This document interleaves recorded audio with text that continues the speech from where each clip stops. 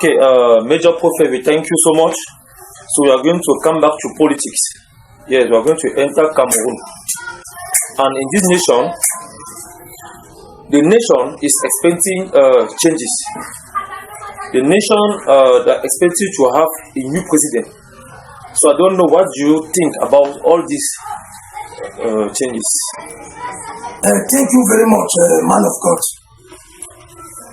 You know very well that I want to tell everybody, the whole world belongs to God, and power belongs to God. Whatsoever it is. Colossians chapter 1, 16, 17 says, be a authority, be a dominion, be a powers, all proceeded from God. Therefore, when he concerned a nation like Cameroon, which Cameroon has spoke before, and God has revealed to me that it is his nation, that Cameroon is a chosen nation for a particular program.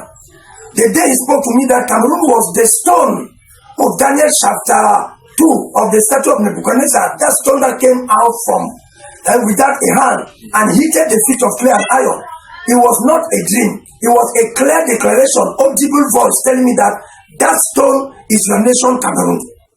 And I tried to ask, he said, that's the nation I've chosen, which is going to control, to rule over the world. There are some other people in the world, in Cameroon, who have gotten that same testimony. That Cameroon. But when he spoke to me on Mount Cameroon about our president, our patriarch, whom he revealed to me that he is a prophet, I'm not looking at the way people look at him. Neither do I say what people are saying. I'm talking of what God told me as a major prophet.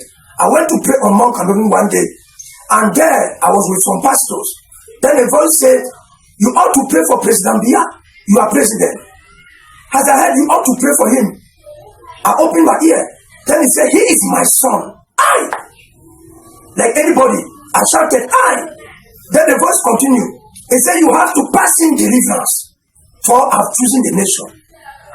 That doesn't make me to know that when God has chosen a nation, he chose the head of that nation. He knows why. No matter commentary, no matter what people can say, it's the choice of God that is the best. Then, when you today, who is a separate person, you can stand and say, God has chosen me. He based himself upon which basis? Condition. He knows why he chose you. Whatsoever you did, be in the past of presence, that does not take him off from the predestinated program he has made for you. So I did not want to ask Lord, how came, why this? Only when he came himself to explain me why he has conserved and kept President Biya in power till nowadays. I want you to get me very clear, and everybody to get me very clear. Many Cameroonians, be in any confession, many have gotten dreams, vision of the visitation of President Paul Biya. But when he came to visit me and gave me opportunities that we met together, because I keep on asking God, why all this? When he told me passing deliverance, I said, where will I get him? How will I get him here where I'm on the mountain?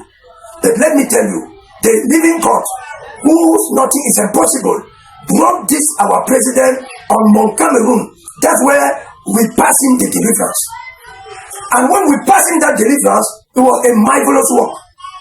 And God vindicated it because he desired it, because he wanted it. There's a seed into him that has already been crying to serve the Lord. Now, what happened? Whatsoever he has entered in before, follow others before. Those are what they call taken into because of his duty or assignment as a president. Oh, come this one will protect you.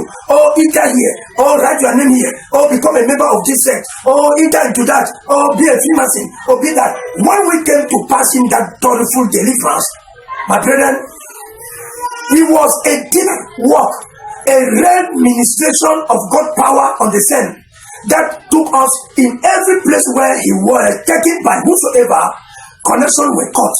And whatsoever he poured upon him or carried on him, given by those same zone or region, were all pulled out from him. those in the palace can testify that when that happened, they saw that president who God revealed me that he is a prophet. They saw him in a different mood, in a different aspect. He appeared a different man. And I tested that by going there and hearing people talking about the changes in his life. Till I got some minister in this country who, when they came to get me into contact and discovered that I was linked with the President Tolbia, as a son of God and as a minister of God, as a chosen of God, some told me and asked me, change us like you changed President Tolbia. Then I told some that some of you think that it is to bring power into you and meet what is also power there by the one of spirit, by the kingdom of darkness. It can get you mad, it can transform into madness. But Paul here subjected all, vomited all, removed all. Then God now empowered him with the powers that are celestial, with God, and started visiting him, started presenting him whatsoever. That's why he kept him alive for a special purpose. The question you are asking me, I've explained why God kept him alive. The Lord told me that he gave him a special mission, which is biblical, Revelation chapter 19 and Revelation chapter 21. When you read the first 5 verses, he's there as the voice.